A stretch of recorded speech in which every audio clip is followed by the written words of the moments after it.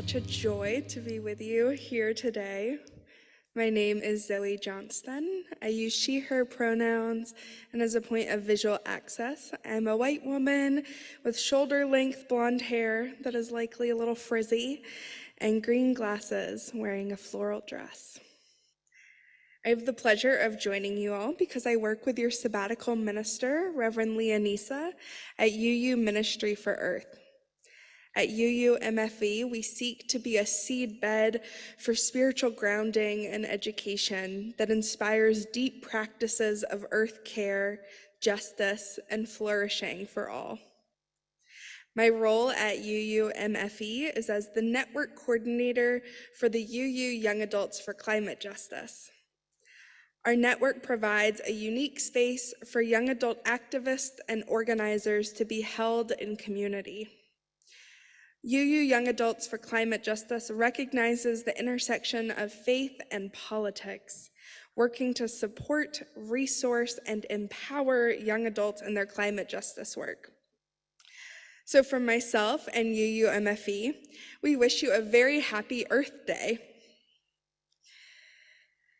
Now that it's mid-April, all of the flowers are blooming. Where I live in Philadelphia, the cherry blossoms, the red buds, and the pink magnolias are flowering. There are hyacinths emerging from the ground. The forsythia bushes are full with their yellow buds, and there are tulips of every color with their faces turned to the sun. All of these flowers seem to be shouting jubilantly, "Spring is here! It is here!" They are symbols of the season and remind me of how in love I am with this earth.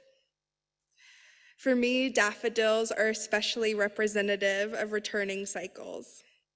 My birthday is in mid-March, and since I was born in Colorado, my parents frequently tell the story of how there was snow on the ground when they left for the hospital, but when they returned with a baby Zoe in tow, there were daffodils starting to bloom in their front yard.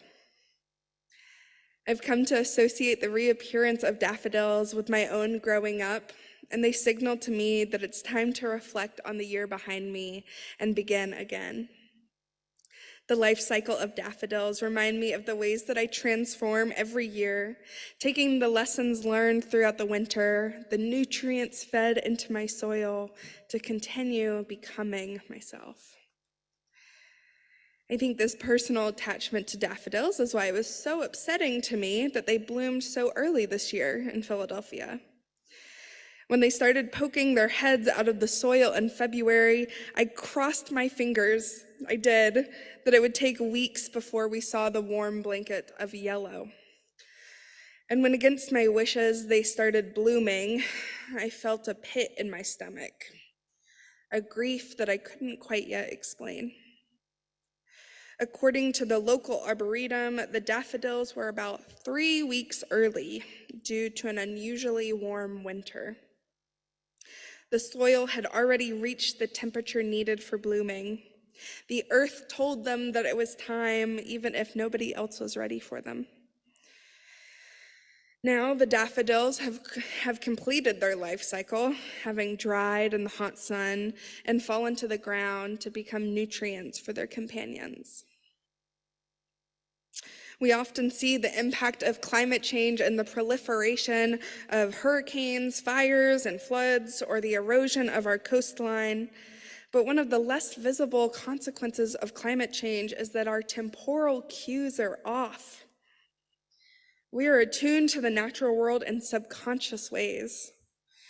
Even as people living in a city, we know when things are meant to be growing in our areas, when to expect things to be around, and when they are not. So my grief wasn't just because the early daffodil blooms were out of sync with my birthday. There was definitely some of that. It was a mourning that our world has changed so drastically in the 2 decades I've been alive. It was a mourning that winters aren't as cold, growing seasons aren't as long, summers are too hot, and disasters are too frequent. I grieved for the loss of my own understanding of my place in the world and the cycles I had come to know. Yet our world has changed time and time again in ways that were shaped by the natural turning of the earth and in ways that were shaped by the hand of colonization and capitalism. I am grieving the loss of the world that I have always known, but I'm also recognizing that there is grief for the world as it once was, far before any of our births. Many of the flowers that we associate with spring, that we tie our temporal cues to, are not native to Turtle Island. They were brought over by the European settlers who violently stole this land. In addition to the genocide of indigenous people, the extinction of language, and the assimilation of culture, settlers chose to prove their so-called ownership on the land itself. Daffodils, dandelions, and tulips were brought to the New World as early as the 1600s, with forsythia following in the 1800s, and cherry blossoms arriving as a gift from Japan in the 1900s. I'm struck by the ways that all of these beautiful colonial flowers hold a story with an undertone of grief for the ancestral ways of knowing that were lost and the stewardship of the land that was obstructed. Grief for how the world has changed is not new. The land that I reside on belongs to the Lenape. Long before Philadelphia, there was a community bounded by the rivers of the Lenape-Wahutuk and the Ganoshawana, now the colonially named Delaware and Schuylkill, respectively. It was the asters, the anise hyssops, and the dogwood trees that heralded the beginning of spring. So maybe the flowers know my same grief.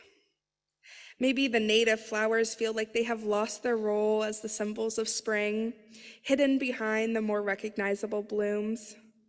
Maybe they are astonished at how the ecosystem changes each time they reemerge. Or maybe all of the non-native flowers grieve how far they are from home, feeling the ways that they were transplanted and made to assimilate into new ecosystems. There is grief associated with each of these separate journeys. And yet all of these flowers continue to grow year after year after year for centuries at this point, centuries. Many of the imported flowers are considered neutral, non-invasive species, having become so naturalized to this environment that they grow in harmony with the rest of the flora, causing no disruptions to established biodiversity. Robin Wall Kimmerer tells us that being naturalized to a place means to live as if this is the land that feeds you, as if these are the streams from which you drink, that build your body and fill your spirit. To become naturalized is to live as if your children's future matters, to take care of the land as if our lives and the lives of all of our relatives depend on it, because they do. The flowers already know this responsibility. Many of them have found ways to integrate in ways that are beneficial rather than harmful to their ecosystems. The ubiquitous dandelion, originally native to the Eurasian continent, now helps to loosen hard-packed soil, aerate the earth, and reduce erosion with their roots. And cherry blossoms, they provide food and shelter for birds, joining the dogwood trees and the pink magnolias that were rooted on this land when it was tended to by the Lenape, to create a pattern of pink that peeks through the foliage. There is beauty in our ecosystem's solidarity with each other. The lesson that I learned from spring flowers this year is that even where there is grief, there is growth. The flowers continue to bloom despite the earlier time, despite being planted in soil far from their homeland, despite the entire world changing around them. I think about myself and all of us. How do we continue to grow amidst our grief? How do we integrate our grief so that it doesn't harm others or prevent us from blooming? As we grapple with the magnitude of climate change and the overwhelming feelings that accompany it, I feel the most at ease when I mirror the practices of the earth itself. Our wider ecosystem is struggling. The messages of hate and fear and violence create an environment that is hostile to the thriving of all beings. The escalated impact of natural disasters keeps us from leaning into stability and ease. And our history is marred with stories of enslavement, genocide, manifest destiny, and man-made borders. But if we were to think of ourselves as spring flowers, I think we can return to a place of care and commitment to grow amidst our grief. If we were flowers, our soil would comprise the everyday ways that we survive. It would be the food shared with friends, the songs that make us want to sing along, the warmth of a hug. Our water would be the knowledge gained from our own lived experiences, the lessons we learn from those around us, the wisdom left by our ancestors. Our sunshine is everything that tends to our holiness, the spiritual practices that shine a light onto the most divine part of ourselves, or the church services that hold us in beloved community. And we tend to each other, each of us playing both the flower and the gardener in an ongoing space of reciprocity. If we got to choose, this might not be the place or the time we would plant ourselves in.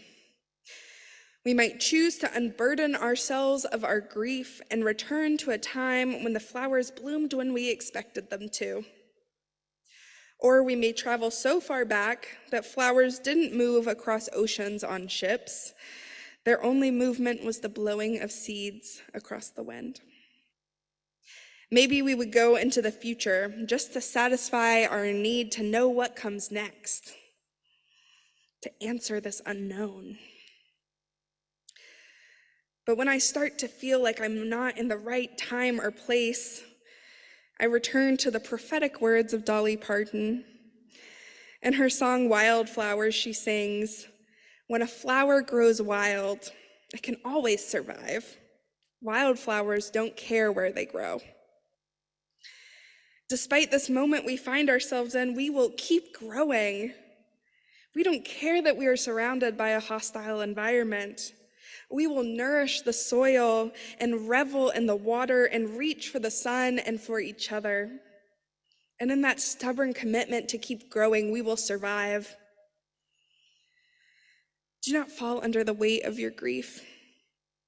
Even when the world has changed before your very eyes, even when the seasons feel off, even when the daffodils arrive early. The flowers have always known the pain of grief, and still they reemerge year after year after year. Instead, I encourage you to sit with your grief, to feel the ocean of it in your body, to release it as a river of tears, slowly becoming the water that we need to grow. We will continue to bloom, finding soil, water, sunshine wherever we can. Beloveds, regardless of when the seasons turned this year, may we be like spring flowers. May we feel rooted in this land we have found ourselves on, however we arrived here. May we find radically supportive roles to play in ever-changing ecosystems. May we find strength in each other, for it is only when all of the flowers have bloomed that the land feels transformed.